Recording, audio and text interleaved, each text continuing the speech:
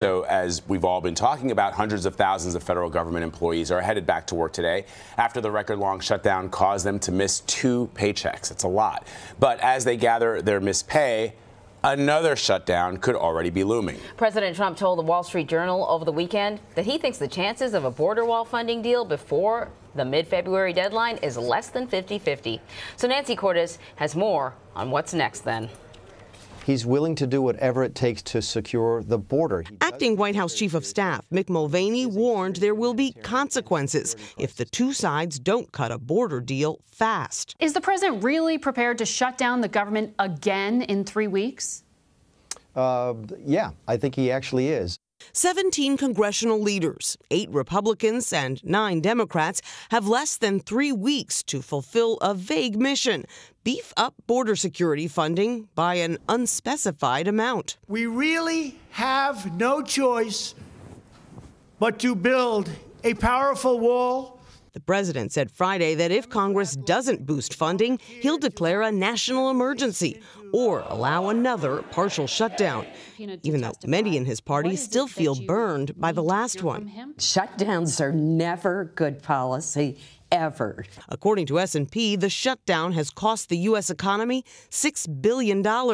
That's more than the $5.7 billion President Trump requested for the border wall at the heart of this dispute. A federal watchdog determined it could take the IRS at least a year to get back to normal after 5 million pieces of mail went unopened. It's going to be massive catch-up at this point. Michelle Harris is one of thousands of IRS workers who were furloughed for 35 days. She put off emergency dental work and car repairs and still hasn't gotten her back pay. She says some of her colleagues quit. I know that it was more than people could handle, and they put in their notice. I don't blame them.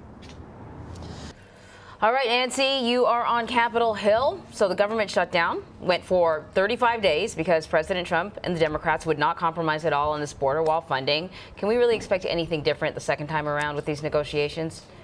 Great question, because they have even less time to do it. He's given them 3 weeks.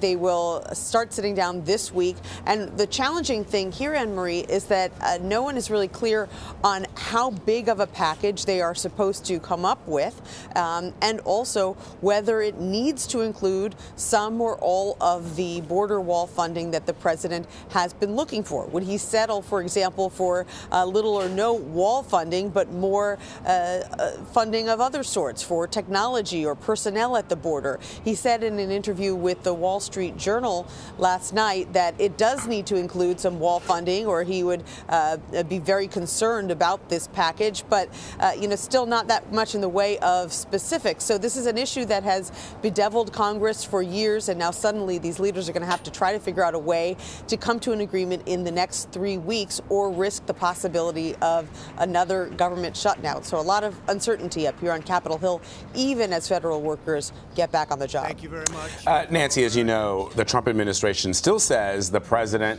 could declare a national emergency at the border wall to fund this law. You know, one of the things that happens in politics, as you know, is whether or not people have political capital to spend. But the president's poll numbers declining in the wake of this shutdown, with some Republicans like Marco Rubio saying that they don't think it's a good idea. How would both parties likely react to that? Well, Democrats would probably challenge it in court. They would say there is not a real national emergency relating to the border. They'll say, sure, there are people crossing illegally, as there always have been, but that actually the numbers are down in recent years, and that they think that the president is misusing the system and is going to try to misappropriate funds that have already been allocated for other purposes, like disaster relief. Republicans also are conflicted about this strategy of declaring a national emergency. Some of them agree with him that this is an emergency, that you have to do something big, but many of them feel that if this precedent is set where a president can declare sort of unilaterally an emergency where most in government don't agree with him, what's to stop a president of the other party from doing the same down the road, and perhaps that having an impact that Republicans wouldn't like. And so there's not a lot of excitement here on on Capitol Hill for that strategy, even though some believe that it might be a way out for this president, a way for him to say that he is doing something, even if Congress does not pony up the border wall funding that he's looking for. So this bipartisan group of lawmakers that are supposed to be working on this, supposed to be working on creating a deal that hopefully the president will be willing to sign. But what if they come together and they hammer out an agreement and the president doesn't like it?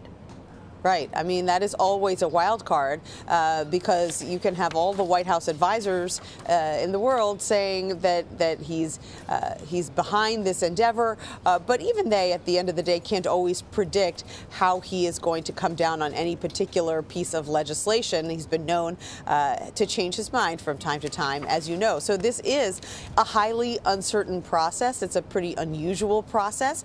Both sides agree that border security is important, but they also often have different ideas about how to go about it. And of course, there's this larger issue of immigration. Democrats would love to deal with the DACA population, young people who were brought to this country illegally as children, or for that matter, the 11 million people who are here came to this country illegally as adults. And so does that get thrown into the mix as well? And that is such a hot button issue.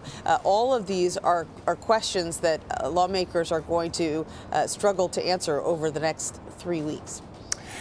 Nancy on Capitol Hill for us, breaking it down as always. Nancy, thank you so much. Appreciate it. You're welcome. Well, he was